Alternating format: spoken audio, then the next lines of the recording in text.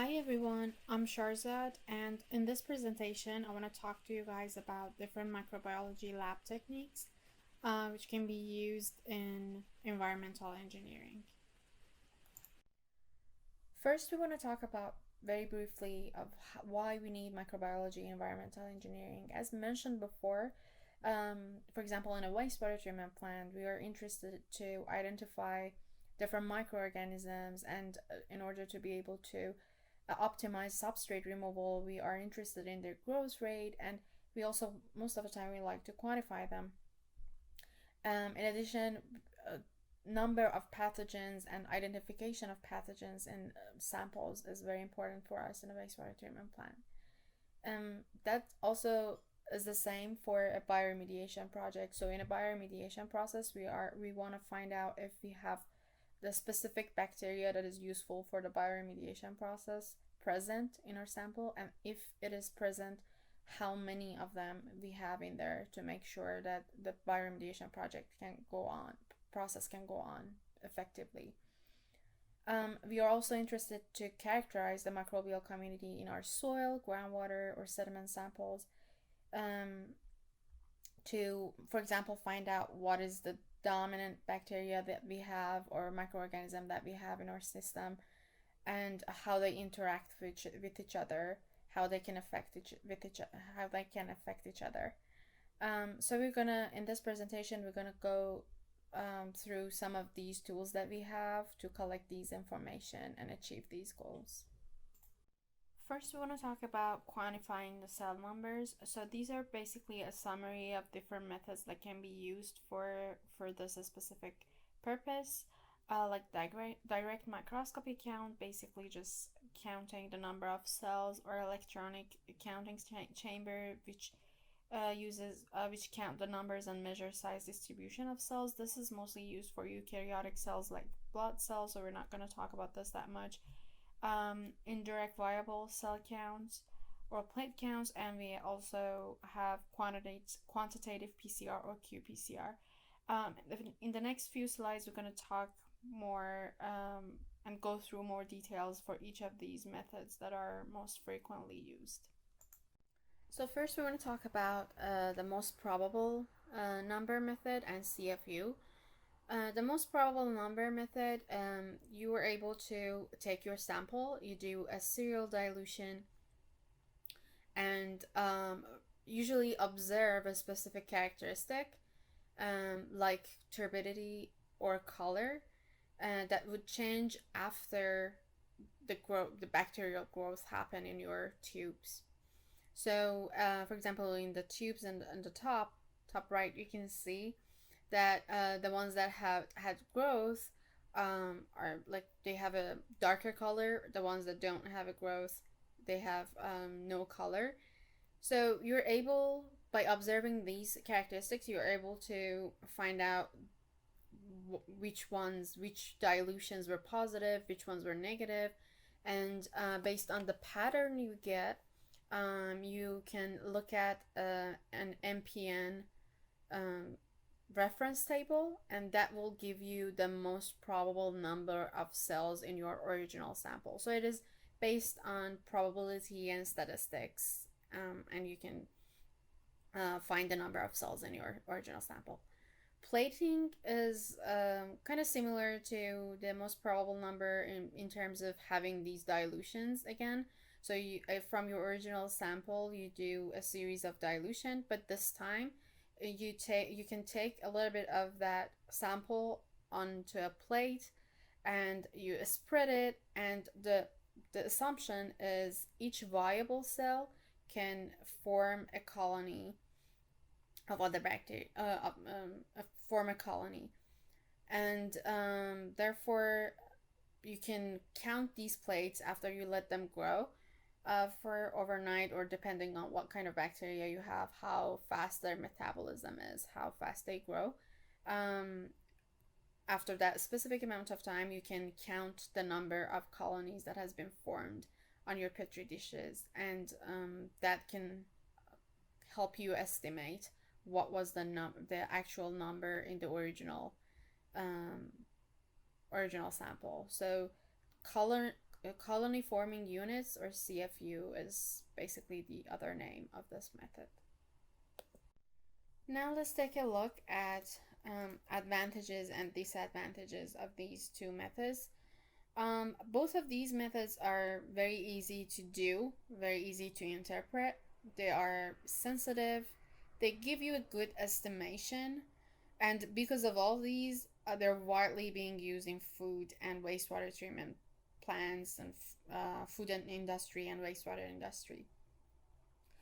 Um, but the disadvantages are both of them take a lot of time. So it depends on what kind of bacteria you're growing. Also, you have this problem of accuracy because both are kind of depending on probability, and um, it depends very much on the conditions that you're providing, the medium, the incubation conditions, what kind of results you get. So if something changes from what you had yesterday, you're not going to be able to repeat the results that you had yesterday. So it's going to vary a lot. And both of these methods mostly work for pure cultures, or when you're looking for a specific type of bacteria that you know exactly the right conditions for its growth. So if you have like a soil sample or a sediment sample from nature, you're most likely this is not going to work for it because you're not able to provide the right conditions and right nutrients and metabolites for all types of bacteria. So you're gonna miss a lot of them when you use these two methods for enumerating them. Also for CFU specifically, the size of the colonies that you're counting might vary a lot. Some of them are smaller, some of them bigger. And the ones that are bigger, you don't know if that's just two colonies that have joined each other or it's just one. So there are all these different kinds of problems associated with these, but they also have their advantages and they're very popular in food and wastewater treatment plant industry. One of the most common total count methods is the microscopic cell count. It is very easy. Simply just put a drop of your sample on a slide and you put it under the microscope and look at it. It can be a liquid sample or a dried sample. For dried samples, you can also stain them. There are different types of staining methods that you can do based on your purpose, but it can be either for identifying different microorganisms or simply just to increase the contrast between cells and their background.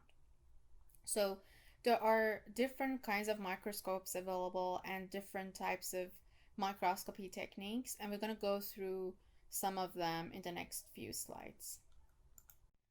There are different types of microscopy. The most common ones are light microscopy and electron microscopy. Light microscopes are the most common instruments that we see in the lab usually. They use the visible lights and magnifying lenses to magnify small objects. Electron microscopes use a beam of electrons to produce images, either by transmission or scanning. And so they're called transmission electron microscopy, or TEM, or scanning electron microscopy, or SEM. We're going to go through some of the advantages and disadvantages of microscopy, mostly just light microscopy. So it is a very useful tool for studying cellular morphology or motility and classification of them, and it is very simple and quick and easy to use, as I mentioned before.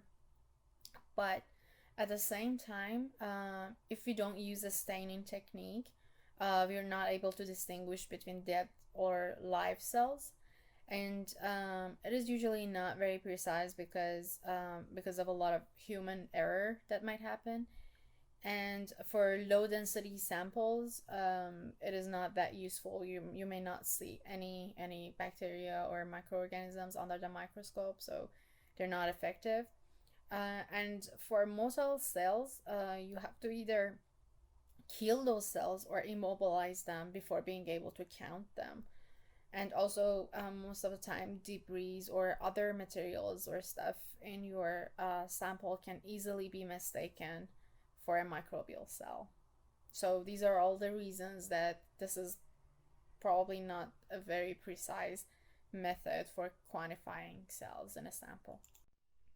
Now let's take a look at different staining methods that can be used with the microscopy techniques to help us better quantify the cells in the samples or estimate their relative abundances or identify them. These are some of the most frequently used staining methods like gram staining, fluorescence staining with dyes that binds to nucleic acids, viability staining, and fluorescent in situ hybridization or FISH. In this slide, let's focus more on gram staining.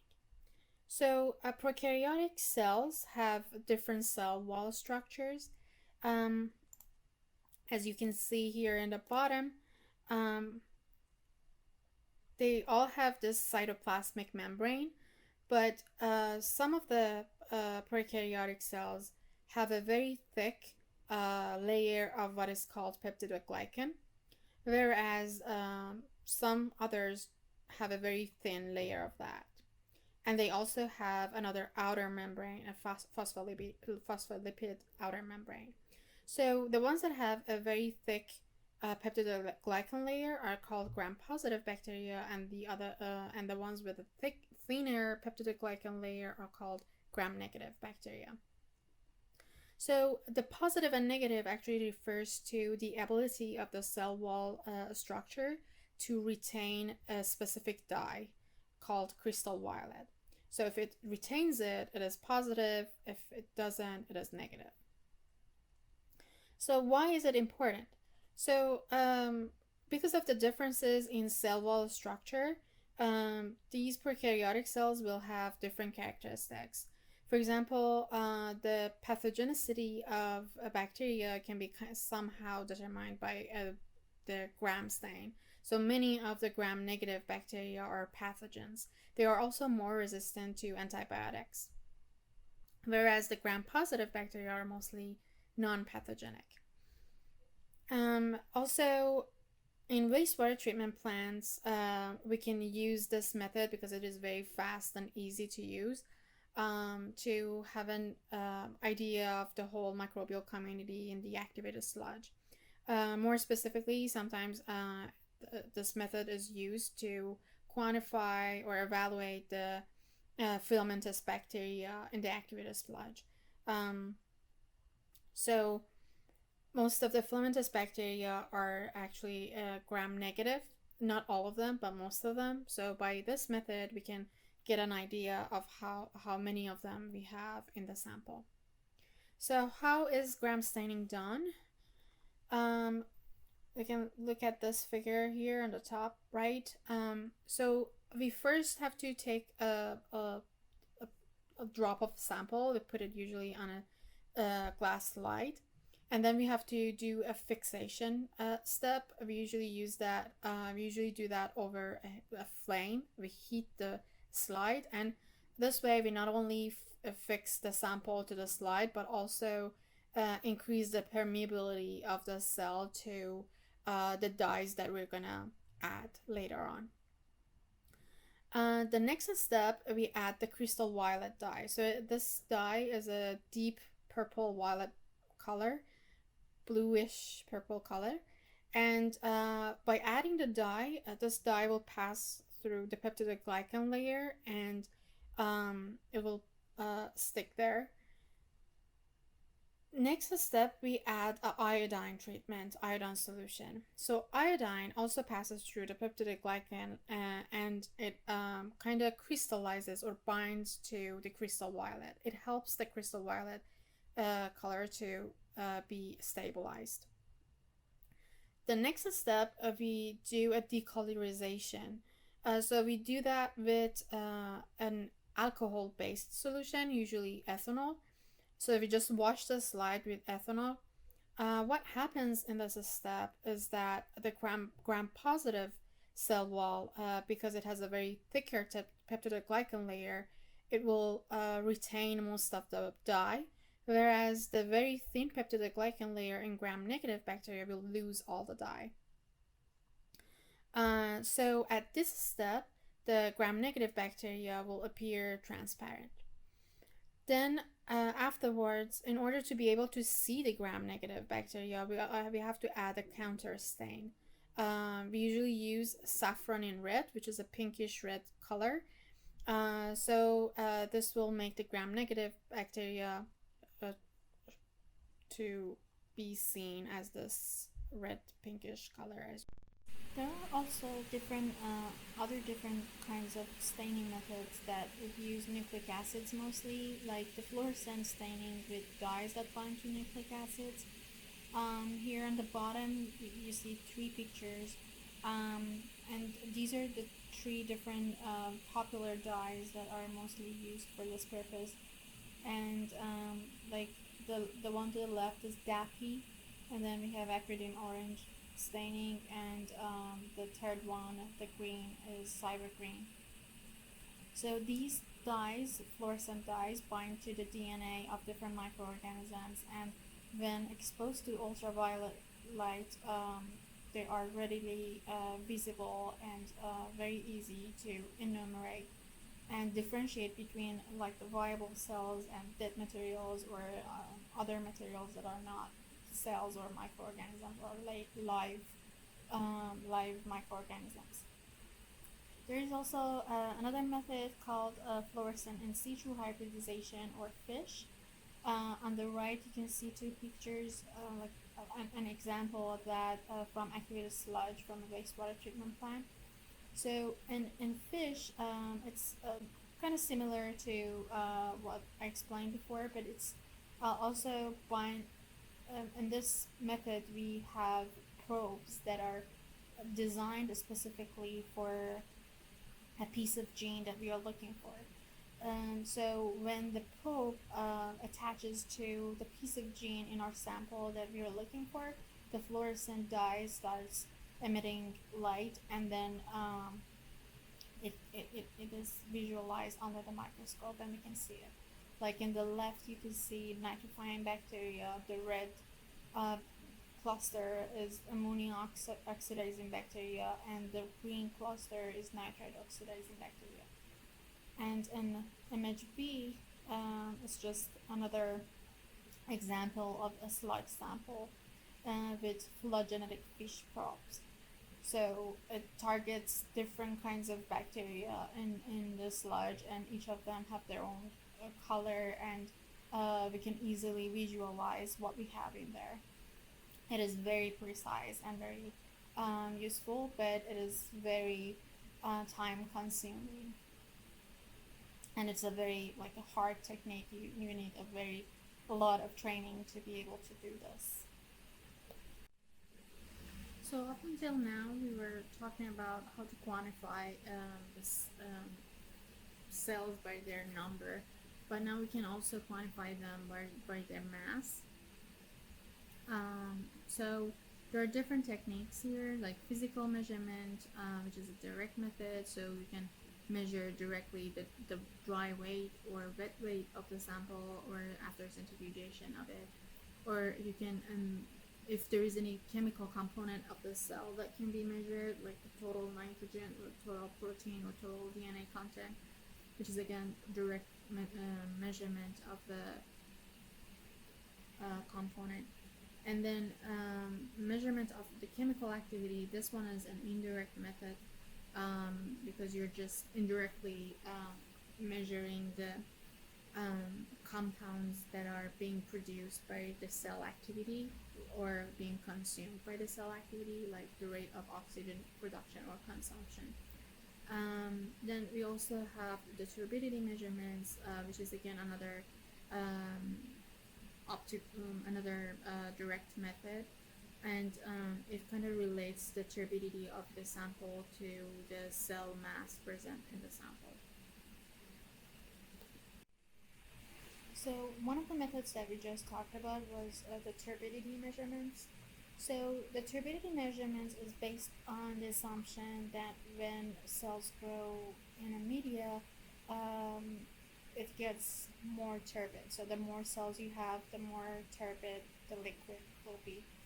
And so we can put the sample inside a photometer, and the light will transmit through the sample, and based on how much light is transmitted, like if it, like 100% of the light is transmitted through the sample, then it is clear. But when you have turbidity in the sample, some of the light is going to get absorbed and not all of it will be transmitted, so you're going to get a lower number for that.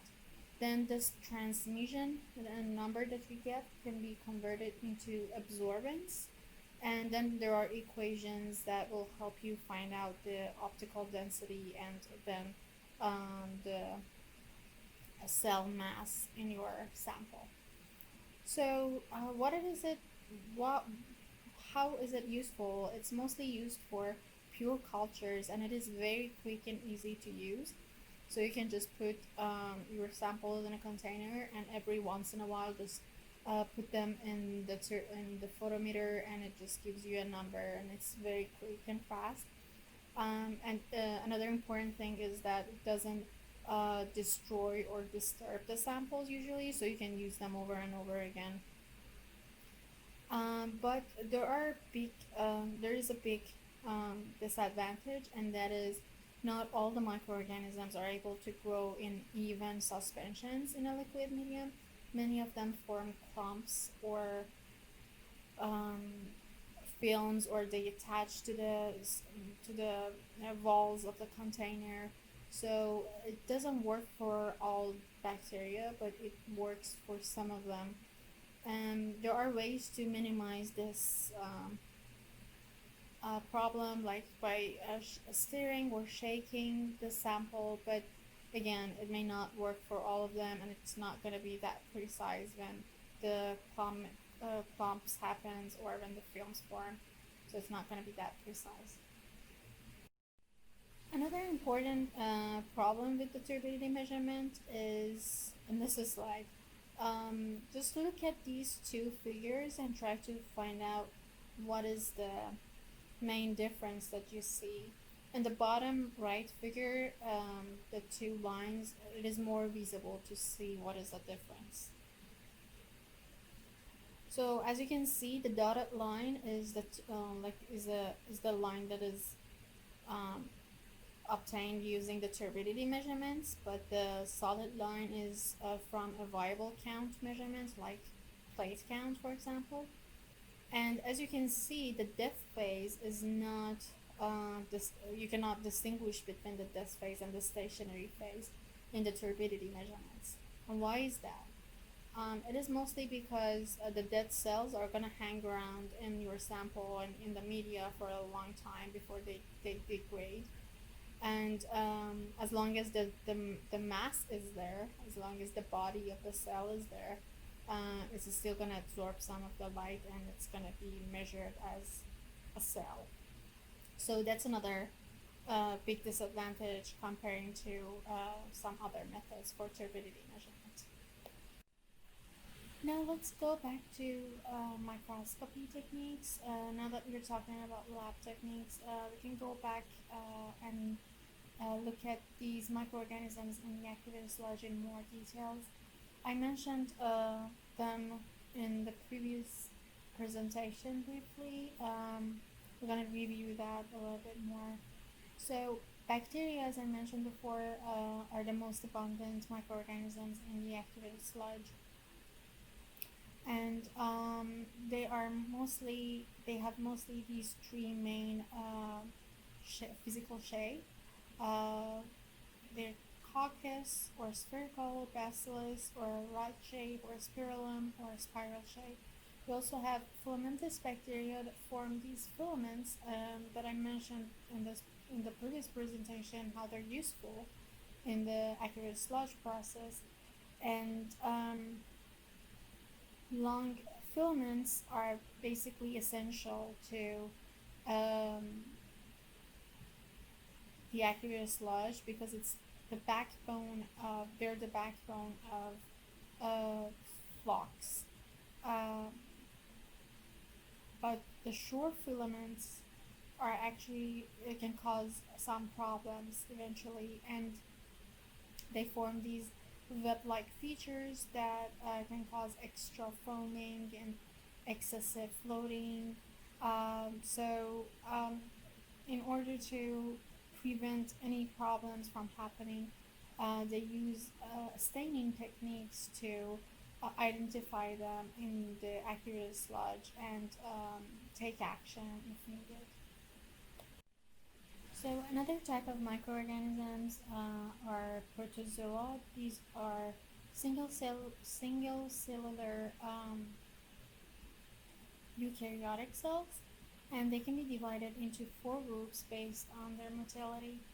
So the first group are flagellates, or that have only one or more whip-like structure, and they use that as for movement, as you can see in the picture. And then we have amoeba.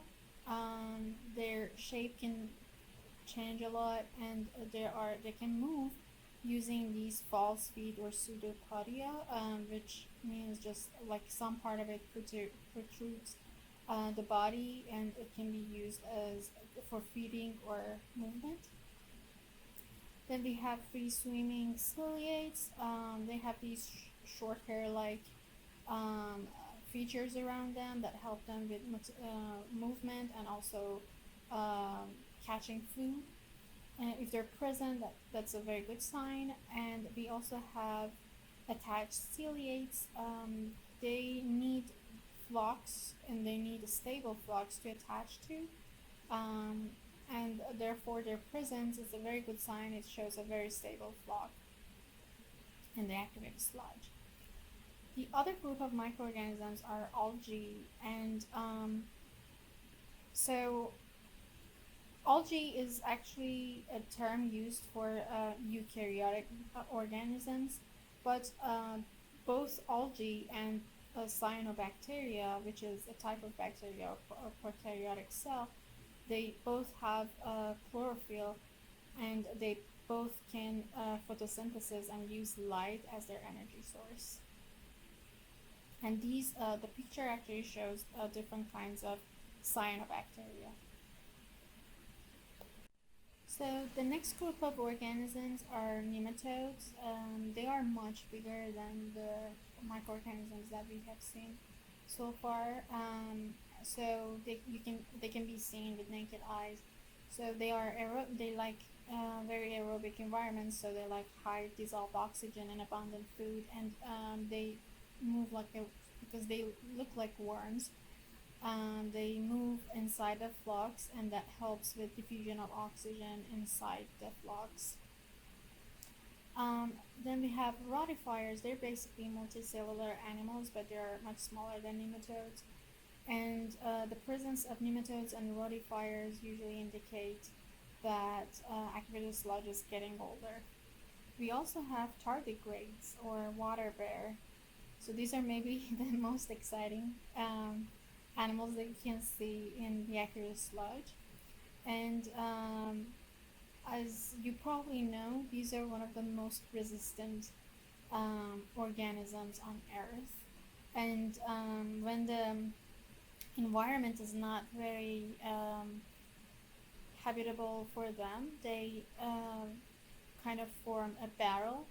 They dry up and form a barrel, and that's how they can survive any harsh condition.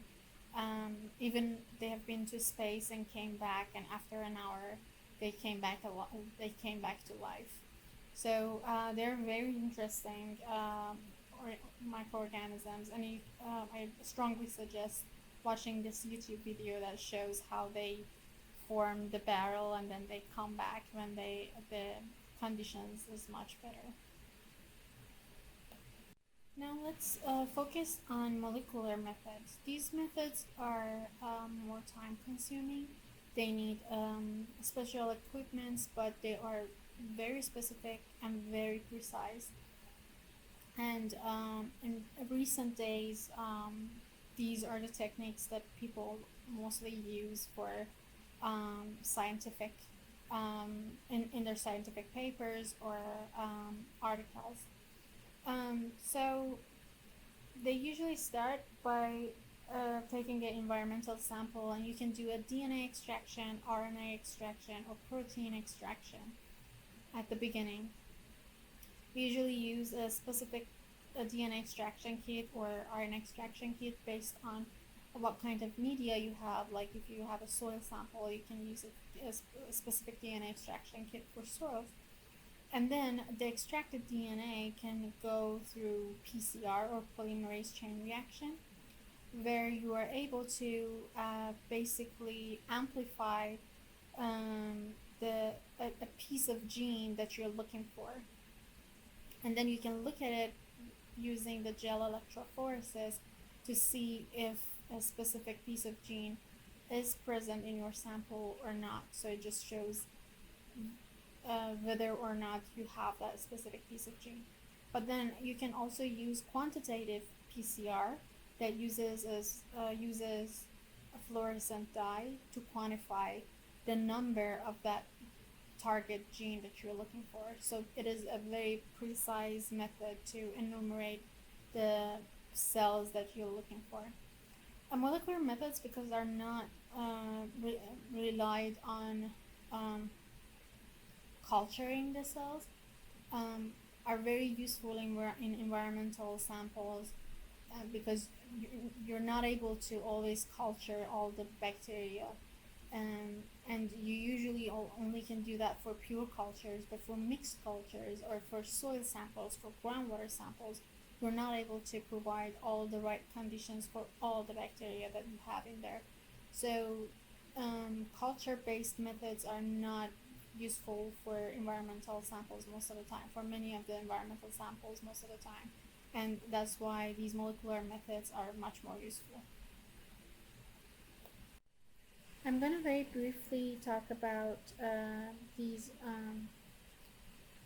structure of DNA and RNA.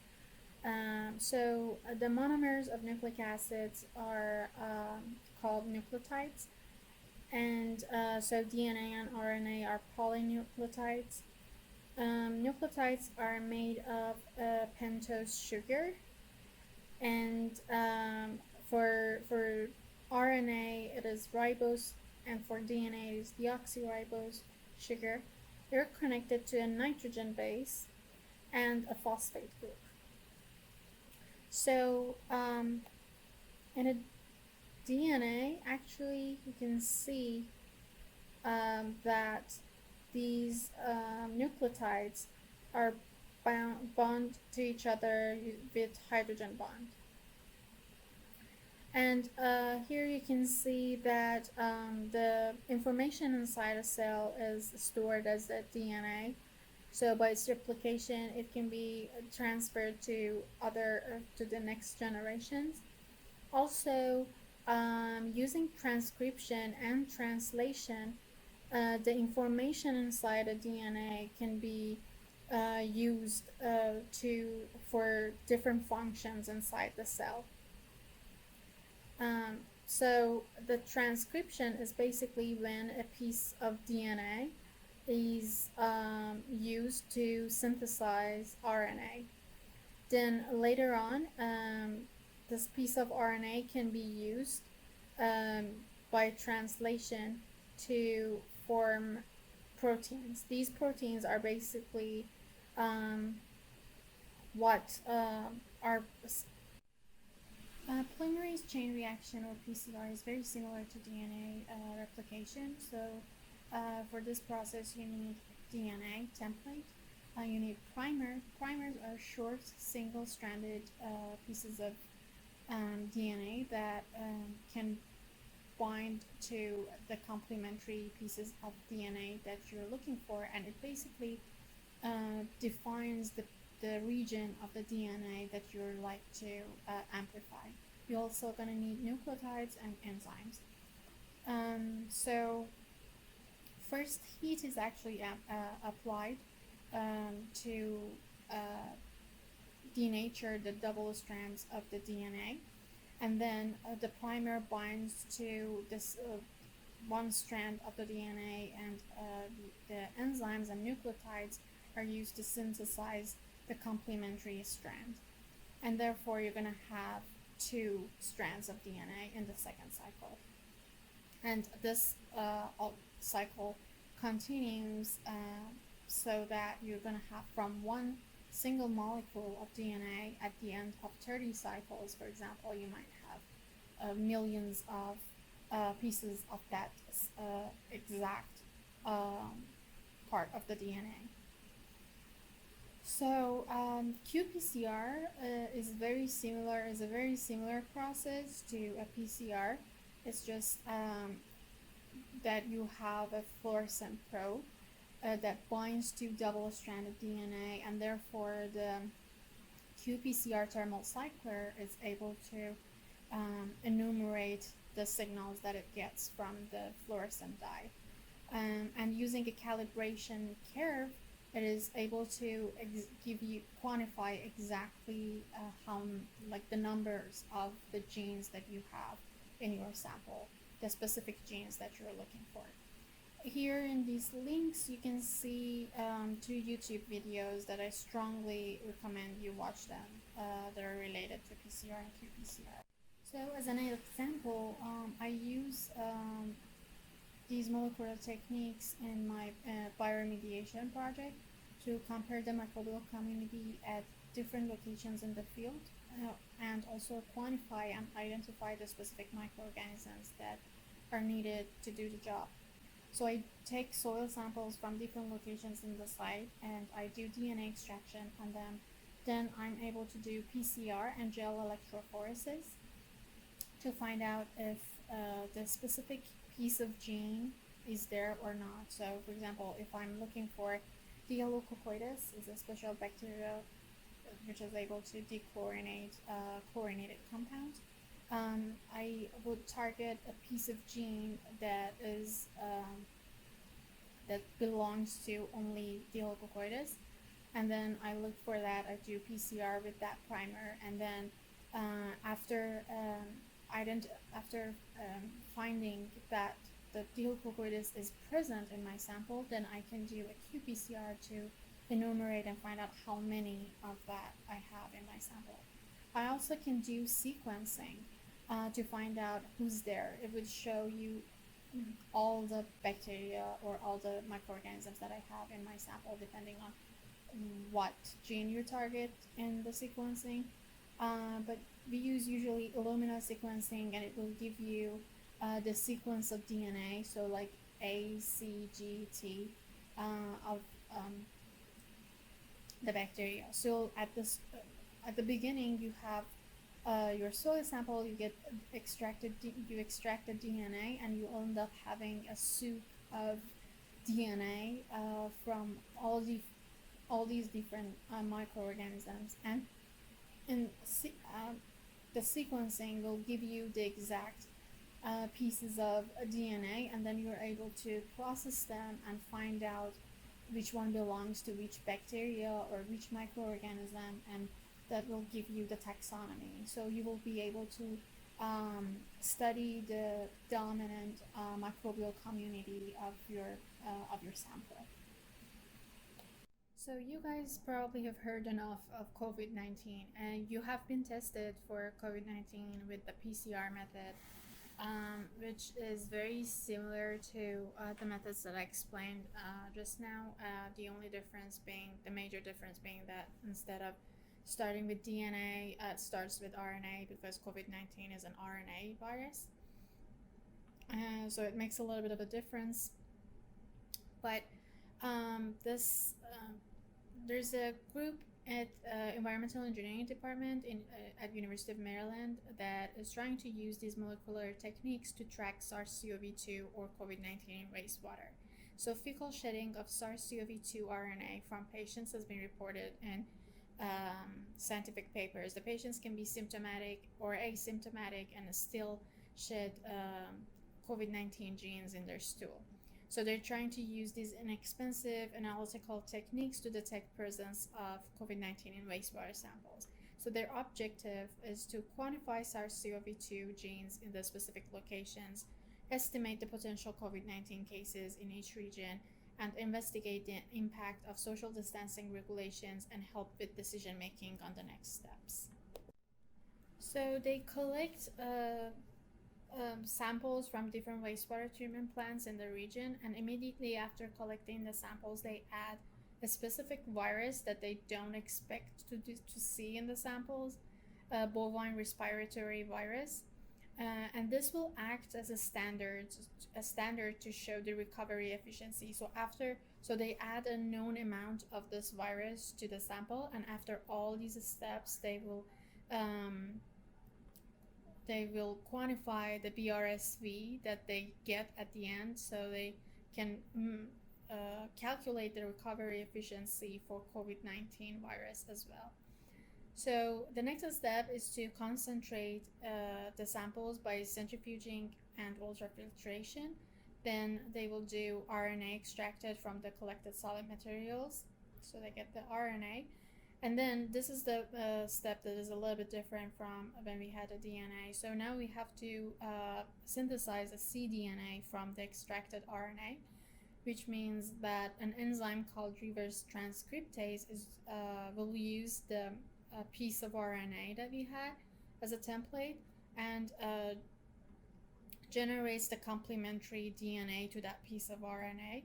And then from this step, it is very similar to a qPCR process, and we're able to quantify the SARS-CoV-2 in our sample using the primers that target the COVID-19 genes. So as you guys saw, there are so many different methods for quantifying or identifying different microorganisms in the samples. And we didn't even get to cover all the methods that are available. There are so many of them that we didn't cover here.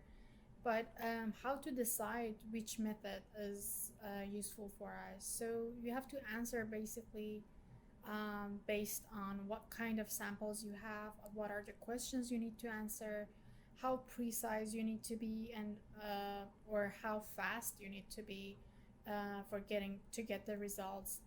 And are you dealing with a pure or mixed culture or samples? How much sample do you have? And so many of other questions. So it actually really depends on what questions you are asking and what kind of samples you have.